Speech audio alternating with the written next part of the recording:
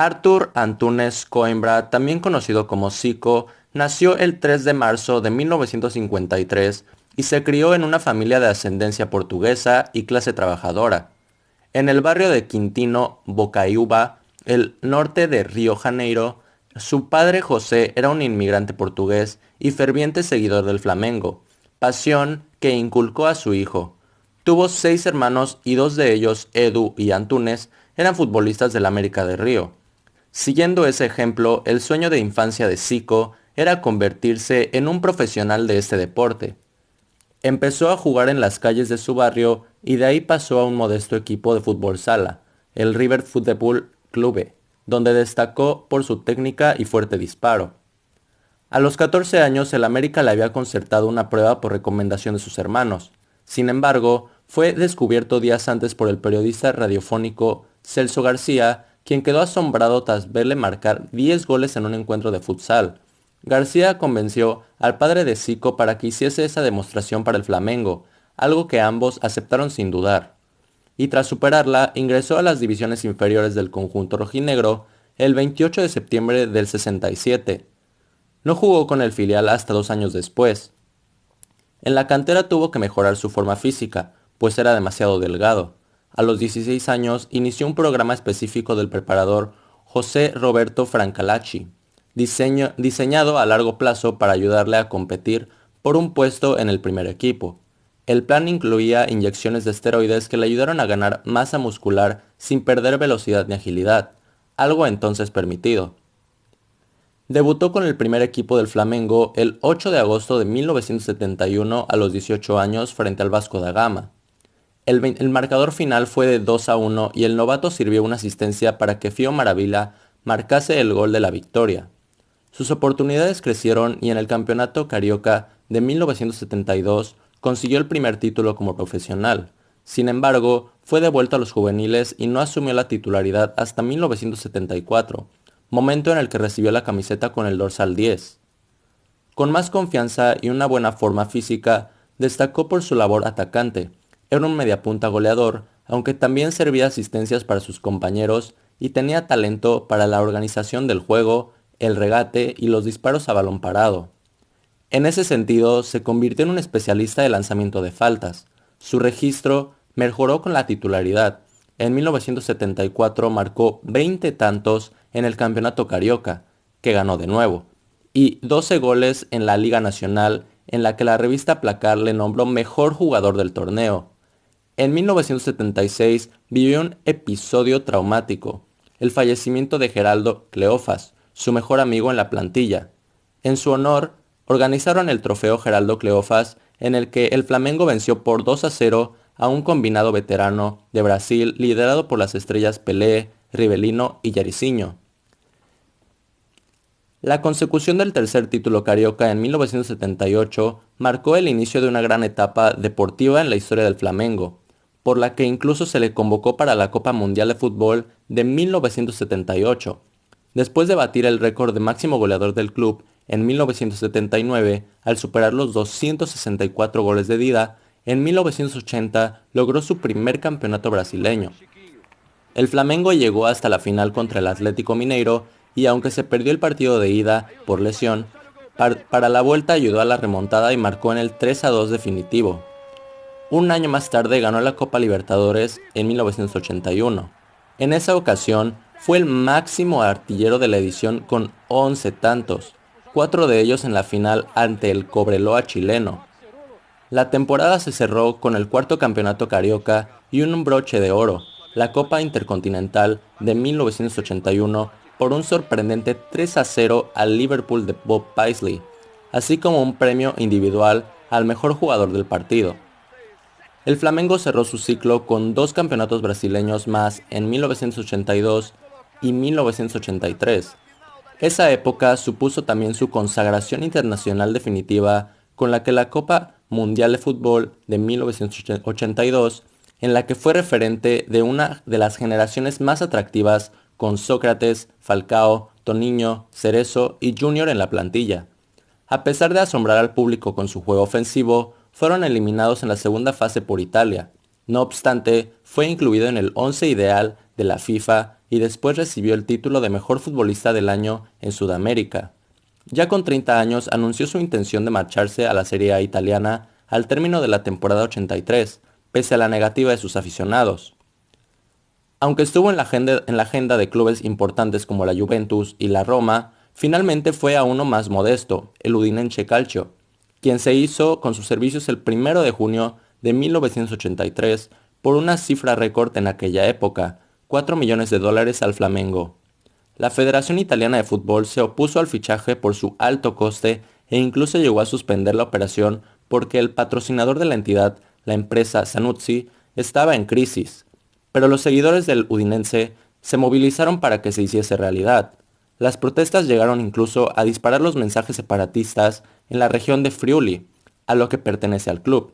El eslogan más popular fue Hocico o Austria, en referencia a la antigua pertenencia al Imperio Austriaco.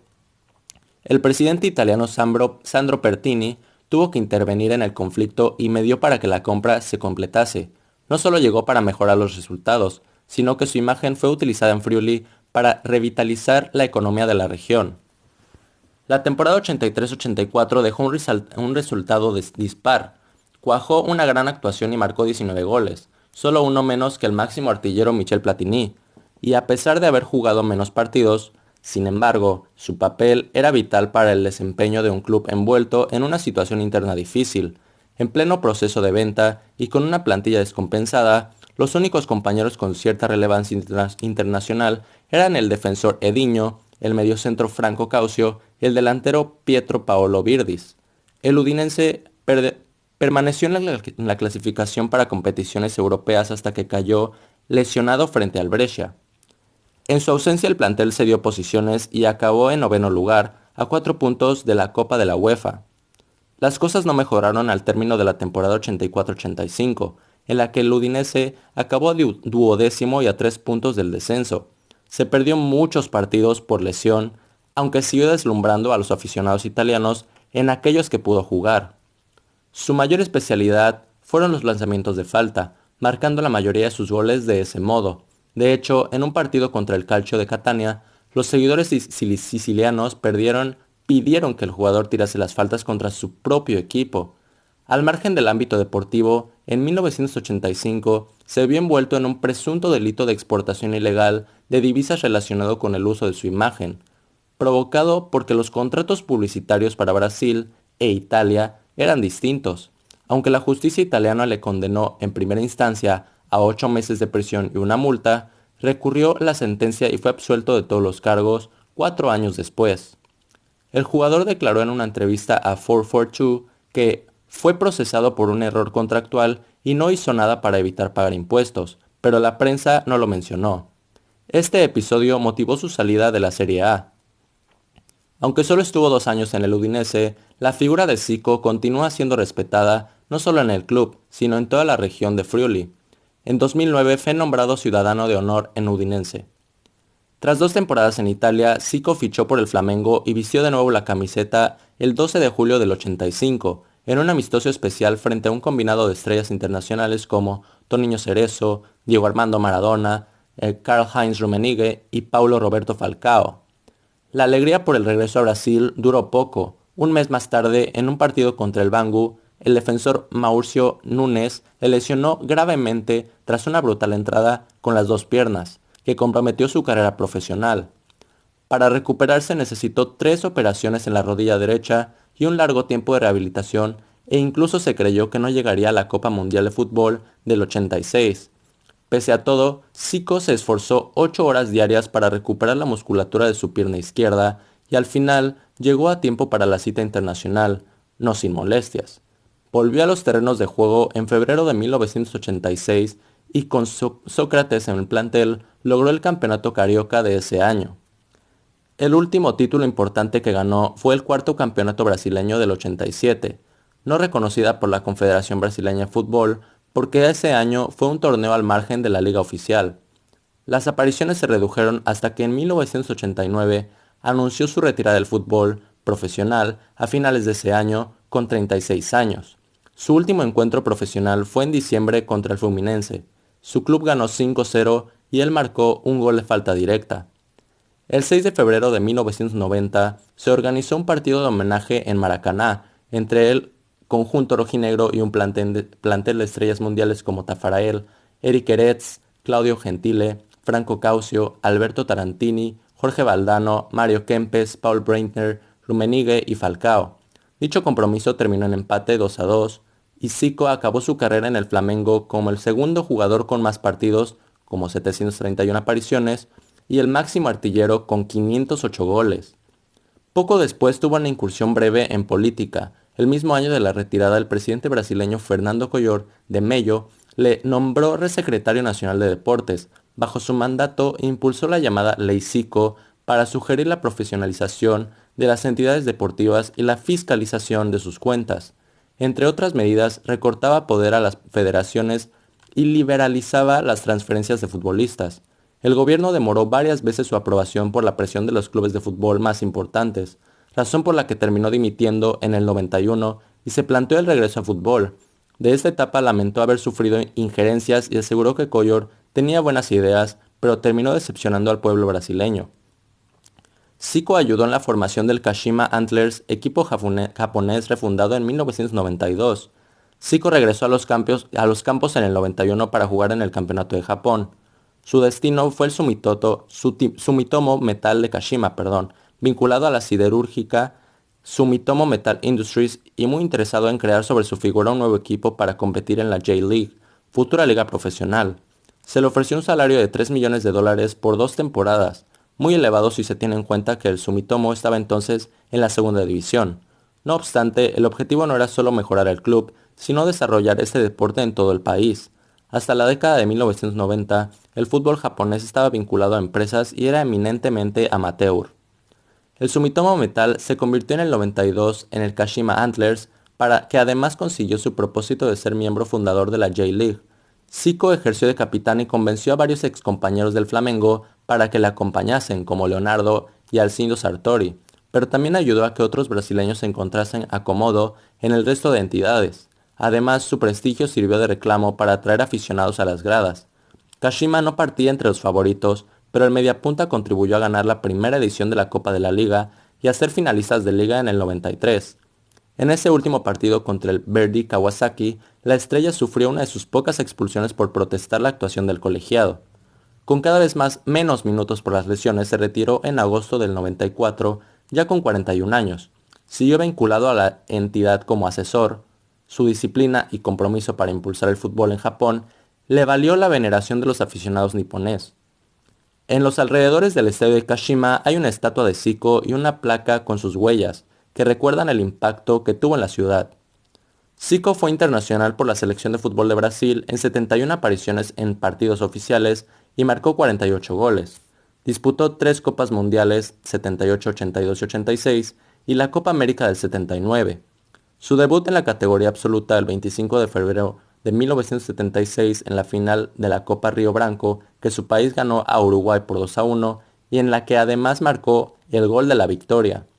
Entre el 76 y 86 disputó con un total de 71 encuentros y marcó 48 tantos como mencionamos anteriormente. En el momento de su retirada tras el segundo máximo goleador por detrás de Pelé, aunque su marca fue superada años después por Romario. En las categorías inferiores participó en 5 encuentros de la clasificatoria sudamericana para los Juegos Olímpicos de Múnich del 72. No convocarlo para la gran cita, Zagallo decidió esto. El episodio marcó tanto al futbolista que llegó incluso a plantarse la retirada, aunque siguió en activo porque sus hermanos y padre le convencieron. Su primer torneo importante fue la Copa Mundial de Fútbol del 78 en Argentina. En el debut contra Suecia fue titular y vio cómo le anularon un gol en el último minuto. No obstante, a partir de la tercera jornada, el seleccionador Claudio Coutinho le relegó la suplencia por Jorge Mendoza. Ya en la segunda fase se lesionó frente a Polonia, así que no estuvo listo para el choque por el tercer puesto. Brasil fue eliminada al empatar a puntos con el país anfitrión y tener peor diferencia de goles.